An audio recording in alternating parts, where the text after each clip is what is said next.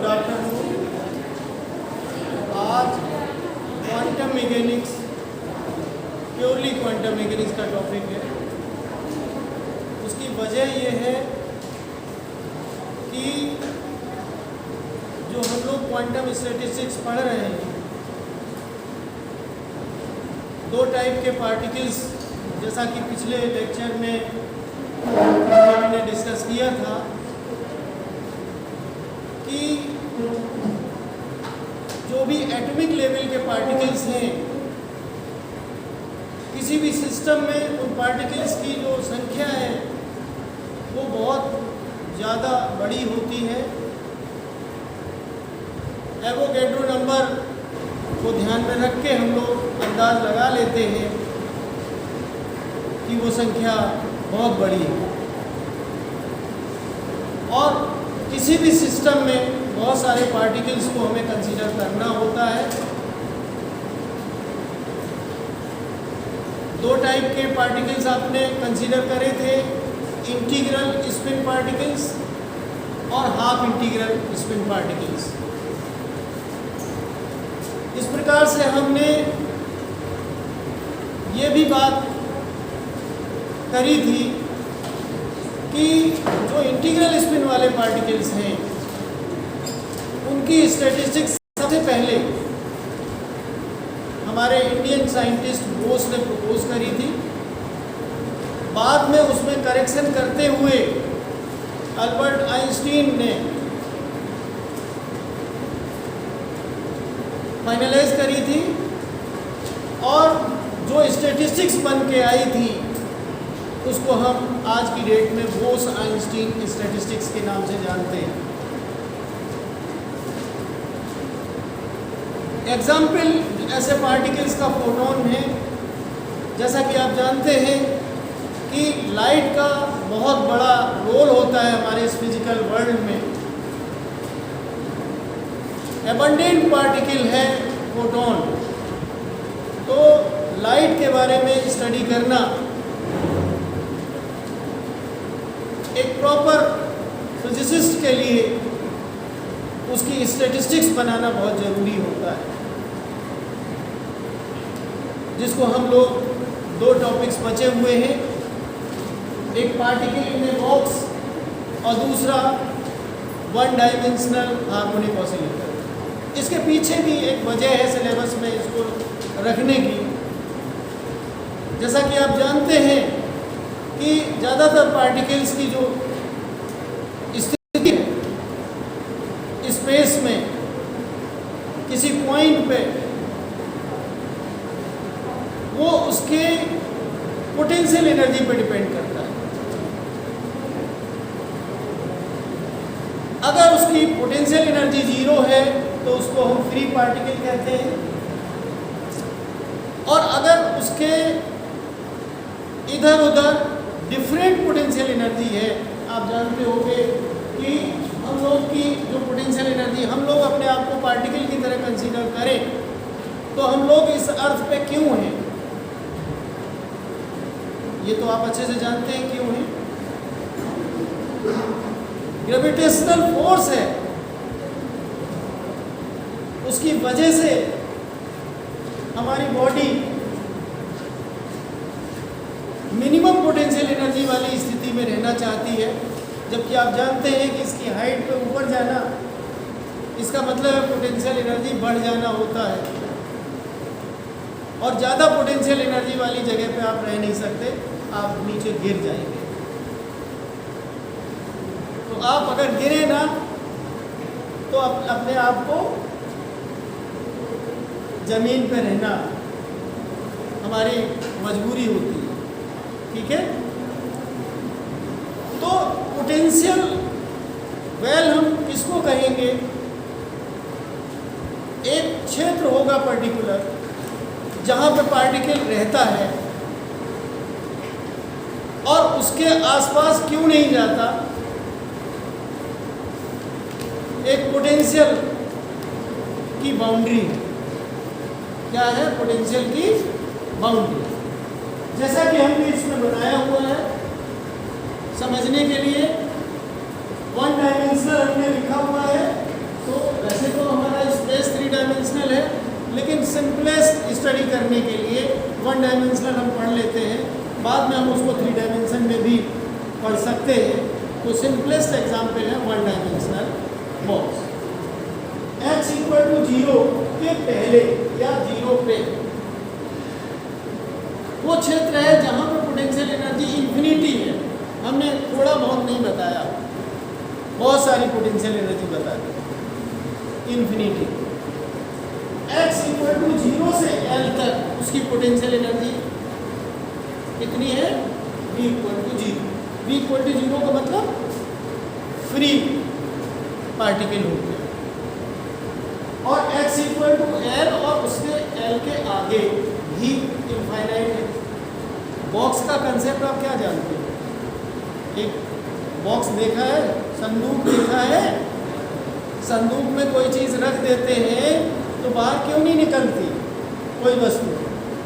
इसलिए कि संदूक की बाउंड्री उसको रोकती है। वो लोहे लकड़ी की बनी हो सकती है, लेकिन यहाँ पे लोहा लकड़ी नहीं है, पोटेंशियल एनर्जी है, पोटेंशियल है। और इसको दूसरा नाम बॉक्स भी कहते हैं। इसके अलावा इसका दूसरा नाम भी अगर क्वेश्चन पेपर में आता है, इनफाइनाइट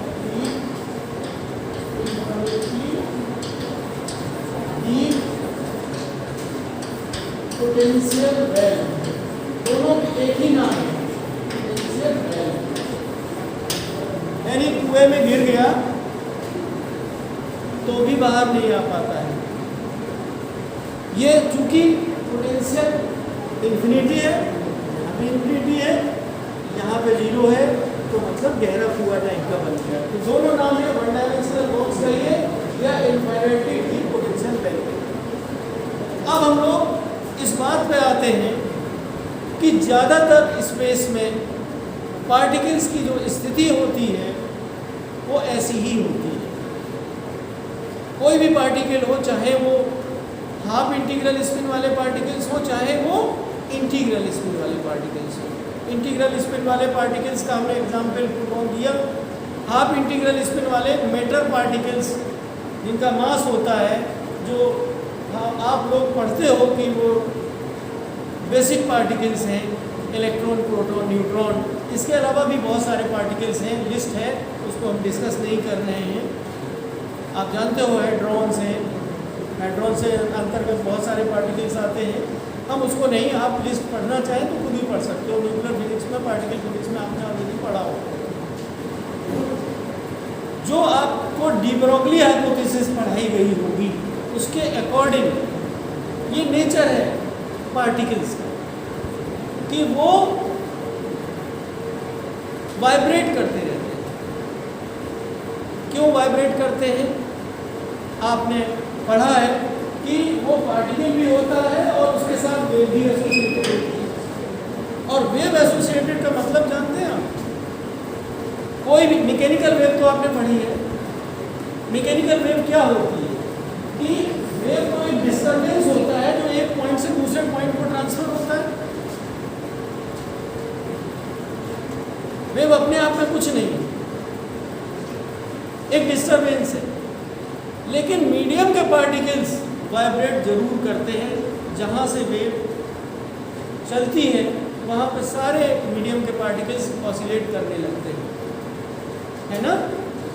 या तो in the direction of the propagation of the wave और perpendicular to the direction of propagation of the wave.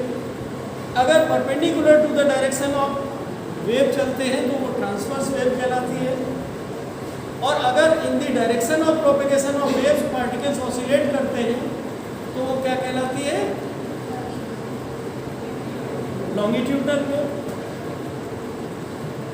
ये प्रपोज किया गया और वेरीफाई भी हुआ कि हर पार्टिकल जो भी एटॉमिक मैग्नीट्यूड में है, चाहे वो इलेक्ट्रॉन हो, चाहे प्रोटॉन हो, चाहे न्यूट्रॉन हो, चाहे अल्फा पार्टिकल हो, कोई एटम हो, चाहे आयन हो, म्यू मीसॉन हो, पाई मीसॉन हो, हाइपरॉन हो, every particle in the nature is associated with the wave।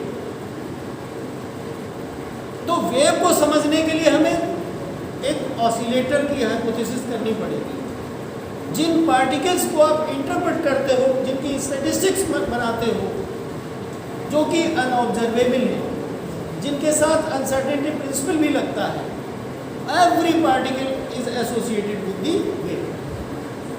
तो वेव को समझने के लिए हमें हार्मोनिक ऑसिलेटर को समझना पड़ेगा। इसलिए हार्मोनिक ऑसिलेटर हमेशा एग्जाम्पल के तौर पर दिया जाता है, और जो एक पर्टिकुलर लिमिट में पार्टिकल रहता है ड्यू टू पोटेंशियल बाउंड्रीज। तो दो एग्जाम्पल्स आपके सिलेबस में है। पहला हमने लिखा है पार्टिकल के वन डायमेंशनल बॉक्स, और दूसरा जो कि कल हम लोग डिस्कस करेंगे वो वन डायमेंशनल हार्मोनिक ऑसिलेटर। उसके बाद हम लोग एक टर्म पे बोस-आइंस्टीन स्टैटिस्टिक्स निकालेंगे और एक टर्म पे हम लोग फर्मी-डिराक स्टैटिस्टिक्स निकालेंगे। ये हमारी प्लानिंग है। ये 4 पीरियड में हमारा ये क्रम हमने निर्धारित कर दिया है कि आज हम लोग पार्टिकल इन ए बॉक्स और कल वन डायमेंशनल हार्मोनिक ऑसिलेटर। तो डेरिवेशन चूंकि आना नहीं है, लेकिन फिर भी उसकी फिजिक्स जाननी बहुत जरूरी है। ठीक है, तो सबसे पहले हम लोग पार्टिकल इन ए बॉक्स करने जा रहे हैं, और इसका हमने ये जो फिगर है स्पेस में पोटेंशियल की स्थिति है वन डायमेंशनल बॉक्स, और साथ साथ में इसको क्या नाम देते हैं। मैं स्ट्रेस इसलिए कर रहा हूँ कि कभी कभी क्वेश्चन पेपर में पोटेंशियल वेल लिख दिया तो तुम लोग ये सोचने लगोगे पोटेंशियल वेल तो हमने पढ़ा ही नहीं, या सिलेबस है। अगर इनफाइनाइटली डीप पोटेंशियल वेल कहा गया है तो उसको आप वन डायमेंशनल या 3 डायमेंशनल जो भी है बॉक्स ही मान के चलें। ठीक है, अब हमने ये जो कंसीडर किया है कि कोई पार्टिकल किसी रीजन में है, और उस रीजन में है जो कि x = 0 से x = L के बीच में, उसमें पोटेंशियल 0 है। x = 0 या उसके पहले पोटेंशियल एनर्जी कितनी है, इन्फिनिटी। और इसी तरीके से x = L और इस x = L के बाहर कैसी है, इन्फिनिटी। तो इसको लिखने में भी इन्होंने इस तरीके से लिखा है, उसमें v = इन्फिनिटी कहाँ से कहाँ तक, और x = less than 0 and x = greater than 10। ठीक है, इसी तरीके से v = 0 इन्होंने लिखा है, और एक ही लाइन में लिखा जा सकता है less than or equal to L और greater than 0 और equal to 0। जैसा कि हमने आपको पहले भी बताया कि डी ब्रोगली की हाइपोथेसिस के हिसाब से जो भी पार्टिकल होगा एटॉमिक मैग्नीट्यूड का मतलब है जो किसी भी प्रकार से सर्टेनिटी के साथ देखा नहीं जा सकता, जिनके पोजीशन मोमेंटम कोऑर्डिनेट्स कंसीडर नहीं किए जा सकते, तो उनकी वेव बनती है। क्या आप कोई क्लास में या सब लोग जानते हैं कि जो वेव हम लोग कंसीडर करते हैं श्रोडिंगर के हिसाब से, उसका फिजिकल व्यू आपको कुछ आइडिया है या नहीं? कोई बताएगा? श्रोडिंगर वेव इक्वेशन रटने के अंदाज से तो आप लिख लेते हो h×2 अगर वन डायमेंशनल लिखते हैं तो d/2 d/x² plus b Sai = x Sai. लिखते हो या नहीं? ये कैसे वेव इक्वेशन आती है आपने पढ़ा है बीएससी पार्ट 2 में, उसमें हम डिटेल में नहीं जा रहे हैं। इसको मॉडिफाई करके हम इस तरीके से यूज करेंगे, जब इसमें 3 नहीं है तो पार्शियल लिखने की जरूरत नहीं है, सीधा लिखते हैं d2 Sai dx² plus 2m/h²। h इन और पार्टिकल की जहाँ पे एग्जिस्टेंस है इस केस में, वहाँ पे v = 0 है, तो v को हम कंसीडर ही किया, 0 ले लिया हमने। तो जब हम इसको इसके साथ मिलाएंगे, माइनस ये रहेगा, यहाँ आएगा, माइनस आया, माइनस हमने कॉमन निकाल लिया, तो क्या बचेगा, साई = h की जगह पे हो जाएगा टोटल एनर्जी E साई। ठीक है, तो यहाँ पर 2mE/h ये दिस इज श्रोडिंगर इक्वेशन। इस क्षेत्र में x इक्वल टू 0 से x इक्वल टू l सीधे सीधे श्रोडिंगर वेव इक्वेशन हमने यूज किया। अब इसका जो सॉल्यूशन है आप जानते हो, हमेशा करते रहे हो, इसको थोड़ा सिंप्लीफाइड वे में लिखते हैं। हम बीच में स्टेप गोल करेंगे, लेकिन इनिशिएशन हमें करना पड़ेगा और पढ़ाने के लिए हमने लिखा d2 sin plus alpha square sin, ये इक्वेशन सपोज करते हैं कि जहाँ पे हमने अल्फा इसके लिए लिखा है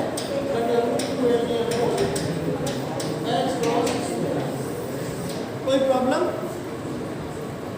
बहुत हम स्पीड से चलेंगे। इसका सॉल्यूशन आप जानते हो कि एक्सपोनेंशियल हम लेते हैं जिसमें साइन कॉस दोनों आ जाते हैं, ठीक है। तो इसका सॉल्यूशन हम कंसीडर करेंगे जो जनरल सॉल्यूशन है, जनरल सॉल्यूशन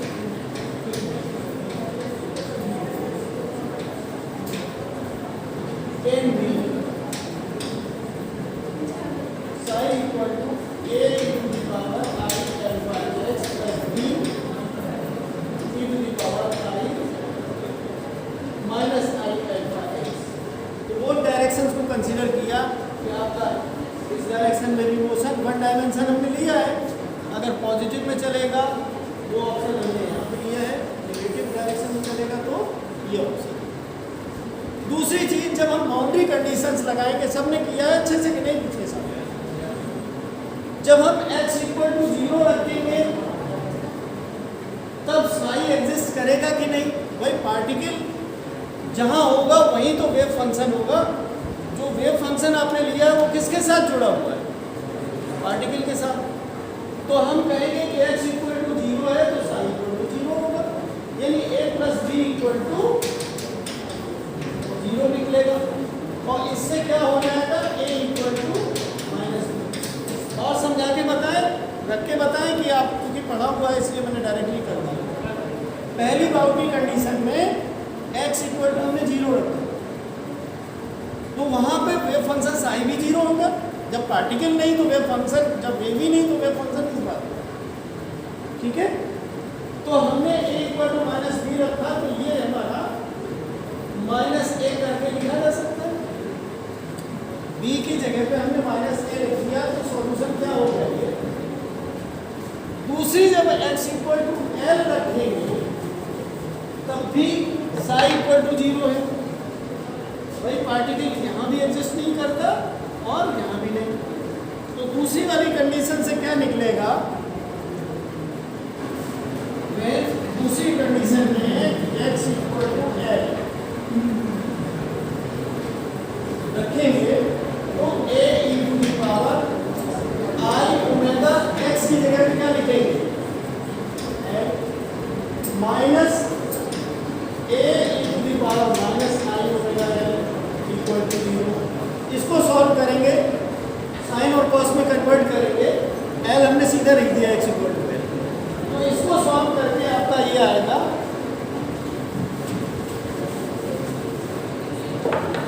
इसको सॉल्व करने से ये आएगा 2i sin alpha l equal to 0। ठीक है, मैं रख के दिखाऊं या आप कर लेंगे? e to the power I x equal to sine x plus जो भी है, एक्सपेंड करोगे तो जो कॉस वाले टर्म है वो कट जाएंगे। कटने के बाद इतना आपको मिलेगा, तो कुल मिला के 2ia sin अल्फा l आएगा और इक्वल टू 0। और 0 तभी हो पाएगा, हम ना a को 0 कर सकते हैं, ना i को, ना 2। इसका मतलब है अल्फा l 0 होना चाहिए। और ये कब 0 होता है? जब आपका साइन 0 0 होता है, उसके बाद पाई 0 मैंने n पाई। तो इससे आप क्या करोगे? अल्फा l और alpha l equal to n pi, यानी कि इससे अल्फा की वैल्यू आ गई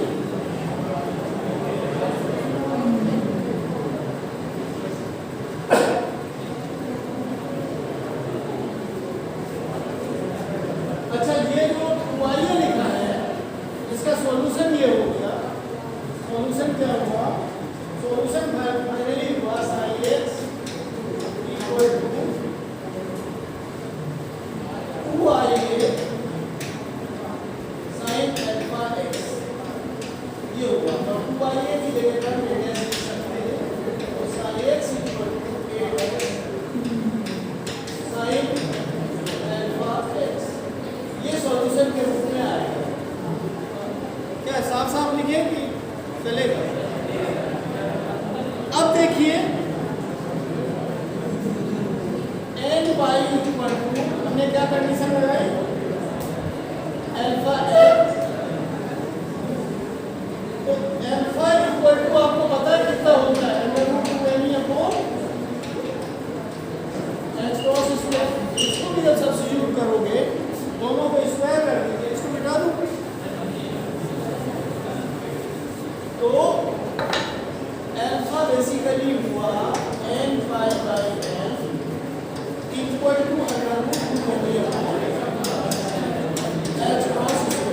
ठीक है।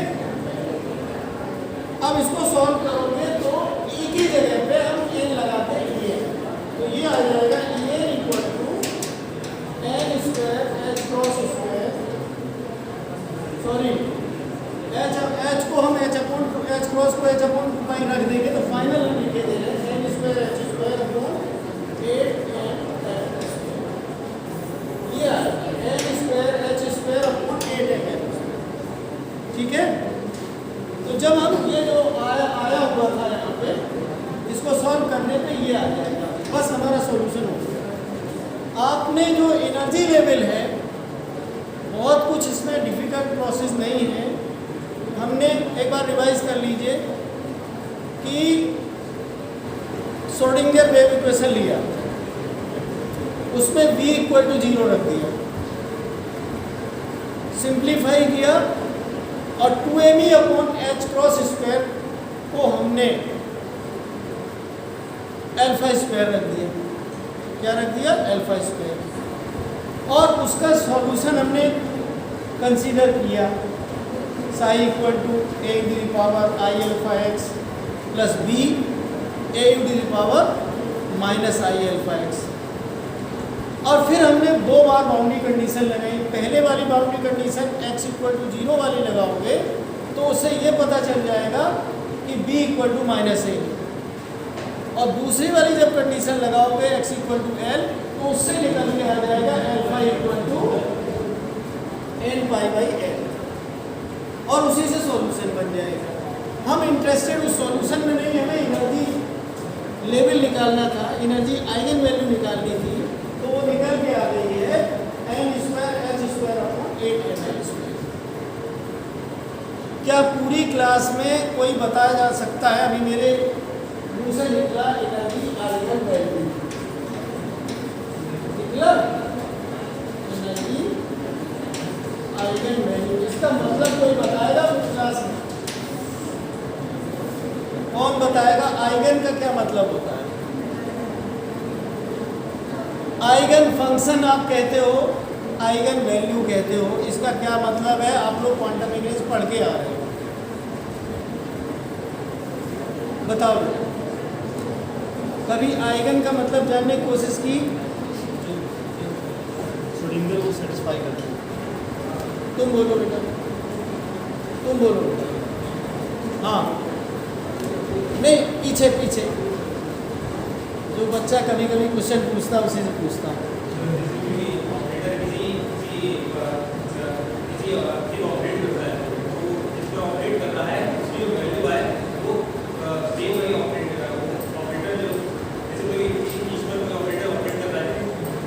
उसका वैसे मतलब जानते हो? जैसे शब्द ज़्यादातर हिंदी में बोलते हो उनके मतलब जानते हो, अंग्रेजी में बोलते हो तब भी मतलब जानते हो। ये अंग्रेजी का शब्द नहीं है, ये मैं आपको बताना चाहता हूँ। इसका इंग्लिश ट्रांसलेशन अभी मैं बताऊंगा, तब तुम्हें समझ में आएगा। रट मारा है तुमने, इसीलिए दाएं बाएं भाग के बताने की कोशिश कर रहे हैं। और कोई बता पाएगा? ये पढ़ने का तरीका सही नहीं होगा। आइगन का मतलब होता है प्रॉपर, अंग्रेजी में, ठीक है?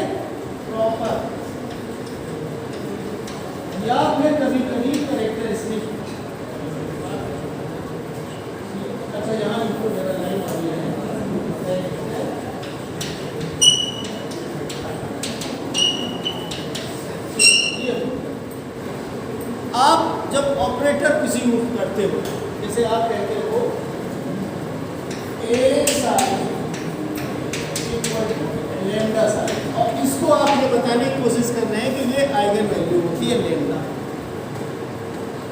ऑपरेटर किस किस के लिए होते हैं? पोजीशन के लिए भी होते हैं, लीनियर मोमेंटम के लिए भी होता है, एंगुलर मोमेंटम के लिए भी होता है, एनर्जी के लिए भी होता है ना?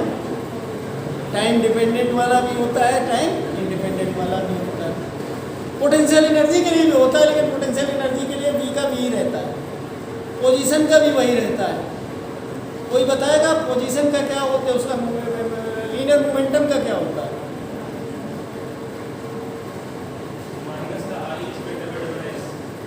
माइनस आई एक्स क्रॉस लेबर अपॉन,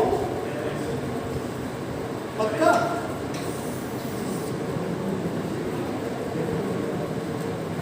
कुछ लोग पढ़ते ही नहीं है, कोई जवाब ही नहीं दे रहा। तो ठीक है, कुछ बताया उसने। मैं ये कहना चाहता हूँ कि किसी ऑपरेटर से जो वेव फंक्शन आप क्वांटम मैकेनिक्स में लेते हो, जिस क्वांटिटी का, जिस पैरामीटर के बारे में आप उसकी वैल्यू निकालना चाहते हो, न्यूमेरिकल वैल्यू निकालना चाहते हो, तो ऑपरेटर जो मेथड है वो सजेस्ट किया गया है क्वांटम मैकेनिक्स को डील करने के लिए। ये साधारण बात नहीं है, बेसिक पोस्टुलेट्स क्वांटम मैकेनिक्स के हैं, उसमें ये आपको कंसीडर करना ही होता है।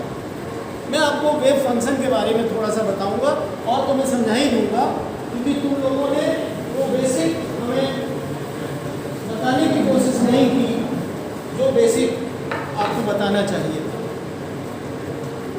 वेव फंक्शन के बारे में आप जानते हो कि वो A प्लस IB टाइप का होता है। मैं इसके पहले आपको एक चीज़ और बताना चाहता हूँ।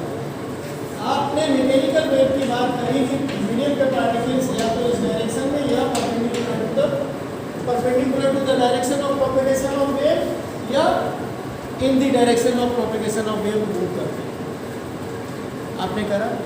और उसकी जो वेव इक्वेशन होती है मैकेनिकल वेव की, y equal to a sine, हम जनरल वाली लिख रहे हैं, माइनस ओमेगा टी माइनस आपने यही तो पढ़ा है। मैकेनिकल वेव पे जाइए, इसके बाद हमें आना है क्वांटम मैकेनिक्स में। हमें ऐसे पार्टिकल की मैकेनिक्स बनानी है जो पार्टिकल दिखाई नहीं देता। इस इक्वेशन में ध्यान से देखिए, ये y क्या है? Displacement of the particle from the mean position, चाहे वो इस डायरेक्शन में डिस्प्लेस हुआ हो, चाहे वो इस डायरेक्शन में डिस्प्लेस हुआ हो, और a उसका मैक्सिमम डिस्प्लेसमेंट होता है। अब वो चूंकि ऑसिलेटर बन गया है तो उसकी एक मैक्सिमम फ्रीक्वेंसी भी होगी, ये प्रोपेगेशन कांस्टेंट है, उसकी वेवलेंथ भी होगी, तो 2 पाई बाई लैम्डा होता है, a बराबर 2 पाई बाई लैम्डा। किसी वेव को डिफाइन करने के लिए दो बातें जरूरी होती हैं, उसकी वेवलेंथ और दूसरी उसकी एंगुलर फ्रीक्वेंसी। क्योंकि स्पेस में ट्रेवल भी करती है तो डिस्टेंस x, और पार्टिकल ऑसिलेट करता है तो डिस्प्लेस होता रहता है टाइम के साथ साथ मीन पोजीशन से। तो मैकेनिकल वेव तो समझना बहुत आसान है, लेकिन जो पार्टिकल आपको आंखों से नहीं दिखाई देता, जिसकी एग्जैक्ट लोकेशन आप डिफाइन नहीं कर सकते, क्या y उसके लिए आप लिख सकते हो? आप y कंसीडर ही नहीं कर सकते। तो इसलिए वेव फंक्शन जो वेव को रिप्रेजेंट तो कर रहा है, लेकिन उसका जो अंदर से कंसेप्ट y की तरह है ना, तो y की जगह हम साई ले लेते हैं। क्या ले लेते हैं? साई, क्वांटम मैकेनिकल वेव बनाने के लिए। और आप यहाँ पे a ले लिया, a का मतलब वेव फंक्शन जैसी चीज है, जो जैसा y का नेचर है वैसे a का, ठीक है। और फिर हमने लिखा sine omega T minus x, जो वही रहेगा, लेकिन क्वांटाइजेशन इसमें हम इन्वॉल्व करेंगे। और क्वांटाइजेशन कैसे इन्वॉल्व करेंगे? आपने प्लांक्स हाइपोथेसिस और डी ब्रॉगली हाइपोथेसिस पढ़ रखी है। तो दो चीजें आपने पढ़ी है, E equal to H cross omega पढ़ा है। तो ओमेगा की जगह पे आप E अपॉन एच क्रॉस रखते हैं, बेसिक वाले के बजाय क्लासिकल के बजाय क्वांटाइज हो जाएगा। क्या हो जाएगा? E upon H cross.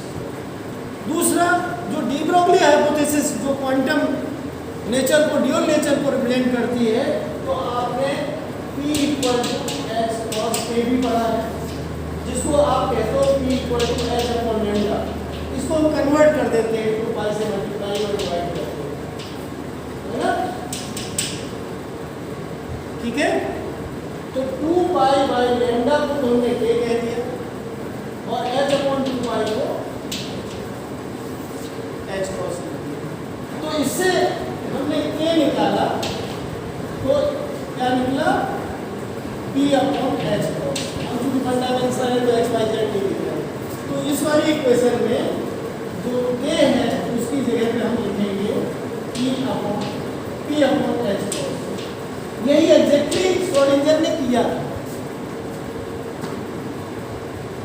समझ रहे हैं नहीं कि कैसे क्लासिकल वेव क्वांटम वेव के रूप में कन्वर्ट करके हमारे सामने पेश करी श्रोडिंगर बाउंड कि देखिए इसमें प्लांक्स हाइपोथेसिस भी आ रही है, डी ब्रोगली हाइपोथेसिस भी आ रही है, और चूंकि एग्जैक्ट लोकेशन नहीं है तो प्रपोज किया गया to represent the wave associated with the particle. Wave function ये प्योरली मैथमेटिकल कंसेप्ट है। कैसा है? Mathematical concept. और इसी को हम जब आगे बढ़ाते चले जाते हैं, इसी को सॉल्व करते हैं, ऑपरेटर लगाएंगे ई वाला और पी वाला जो हमने बताया, ऑपरेटर मेथड भी इस्तेमाल करेंगे, तो डिराइव होकर श्रोडिंगर वेव इक्वेशन निकलती है। तो अब श्रोडिंगर वेव इक्वेशन रटने वाले अंदाज से तो आप कहीं भी यूज करने लगते हो कि यूजिंग श्रोडिंगर वेव इक्वेशन, ये हमने लिख डाली, लेकिन उसके पीछे का रहस्य श्रोडिंगर वेव इक्वेशन का नहीं आप जानते हैं, तो इसका मतलब आप फिजिक्स नहीं जानते। How Schrodinger wave equation explains the concept of quantum mechanics. आप किसी भी पार्टिकल को रिप्रेजेंट करना चाहते हो, एनालाइज करना चाहते हो, स्टडी करना चाहते हो, तो ऐसी इक्वेशन यूज करनी है जिसमें पार्टिकल नेचर भी हो, वेव नेचर भी हो, और रियल पिक्चर नहीं है तो प्योरली मैथमेटिकल कंसेप्ट यूज हो। जैसा कि आप जानते हो कि वेव फंक्शन साई जो है a plus A I B type का है, और उसका कॉन्जुगेट जो होता है वो a माइनस आई बी होगा। तो तब हम कहते हैं कि साई स्टार एक रियल क्वांटिटी बन जाती है। साई स्टार जो होगा वो ए स्क्वायर प्लस बी स्क्वायर बनता है कि नहीं? ए प्लस आई इंटू ए माइनस आई बी, तो ए स्क्वायर माइनस आई स्क्वायर बी स्क्वायर, आई स्क्वायर माइनस 1, तो ये रियल क्वांटिटी बनती है। समझ में आ रही बात? ये है क्वांटम मैकेनिक्स की असलियत। आप जानते हो कि पार्टिकल के अराउंड वाइब्रेशंस हैं, वही वेव का रूप धारण करते हैं। हमारे जो आध्यात्मिक दृष्टि से भी हम ओम वगैरह उच्चारण करते हैं, चाहे वो वाले होते हैं, क्या कहते हैं, ये ईसा मसीह वाले, वो भी कोई एक शब्द का इस्तेमाल करते हैं, और तीसरे वाले में भी आमीन वगैरह बोला जाता है, उसमें भी शब्द का इस्तेमाल करते हैं। तो फिजिक्स एक प्योरली उस ढंग से आप रियलाइज करिए, और जो टॉपिक्स आप पढ़ रहे हैं रटने वाले अंदाज से अकेला न पढ़िए। ये रहस्य है। श्रोडिंगर वेव इक्वेशन जब पढ़ते हो तो इसका मतलब है कि उसमें बहुत सारी पीछे की फिजिक्स, जिसमें डी ब्रोगली हाइपोथेसिस इन्वॉल्व है, जिसमें प्लांक्स हाइपोथेसिस इन्वॉल्व है, mathematical concept wave function Sai का भी है, और वेव का जो बेसिक पिक्चर होता है हमने बोरो वहीं से आइडिया किया। मैंने श्रोडिंगर में बेसिक पिक्चर थी, वाई की जगह पे ही साई रिप्लेस किया, ठीक है। और इसमें बिना नॉर्मलाइजेशन ऑफ वेव फंक्शन के आप कोई भी चीज़ आगे बढ़ा नहीं सकते। आप कहते हो जब नॉर्मलाइज करते हो wave function psi psi star D tau equal to 1, ये 3 डायमेंशंस में होता है -∞ टू ∞, और अगर 1 डायमेंशन लेते हो तो सिर्फ x ही लेते हो। जैसा कि अभी आपने एनर्जी लेवल्स निकाले हैं, अब आगे एक ही वैल्यू भी निकालनी होगी तो नॉर्मलाइजेशन ऑफ वेव फंक्शन से निकालोगे आप। जब तक वेव फंक्शन को नॉर्मलाइज नहीं करोगे तब तक आप प्रॉपर सॉल्यूशन पे नहीं पहुंचोगे, क्योंकि वेव फंक्शन प्योरली एक मैथमेटिकल कॉन्सेप्ट है जिसमें हमें फिजिक्स डालनी है, उसको रियलिस्टिक बनाना है, ठीक है, प्रोबेबिलिटी के रूप में लाना है, ठीक है ना। तो Sai psi star D tau कहिए या साई मॉड स्क्वायर कहिए, वो प्रोबेबिलिटी डेंसिटी कहलाती है, क्योंकि सारी चीज़ स्पेस में घटित हो रही, पार्टिकल्स स्पेस में एग्जिस्ट करता है। प्रोबेबिलिटी पर यूनिट वॉल्यूम, ठीक है, ये पर यूनिट वॉल्यूम है साई साई स्टार, और डी टाउ या डीएस डी टाउ वॉल्यूम में इतनी हो गई, और जो यहाँ पे वो एग्जिस्ट कर रहा है जिस रीजन में है वो इंटीग्रेशन किया -∞ टू ∞, इस तरीके से फिजिक्स पूरे तरीके से बनती है। आपको समझ में आ रहा है या ऊपर से जा रहा है? इससे ज़्यादा सरल पिक्चर नहीं बताई जा सकती आप किसी भी लेवल, ठीक है। जो आप केमिस्ट्री में पढ़ते हो, ये जो आप ऑर्बिटल्स पढ़ते हो, ये पता चलिए s ऑर्बिटल स्फेरिकल शेप में है, या px ऑर्बिटल ये है, py ऑर्बिटल ये है, ये भी रीजन ये क्वांटम मैकेनिकल बनते हैं, ये मैथमेटिकल कॉन्सेप्ट है। जो इलेक्ट्रॉन्स के पाए जाने की प्रॉपर्टी, ये तो पूरा डिस्कशन ही हुआ, मैं यहीं पे खत्म करता हूँ, उसको कंटिन्यू करूँगा कल। Thank you. अब समस्या है, चूँकि क्वांटम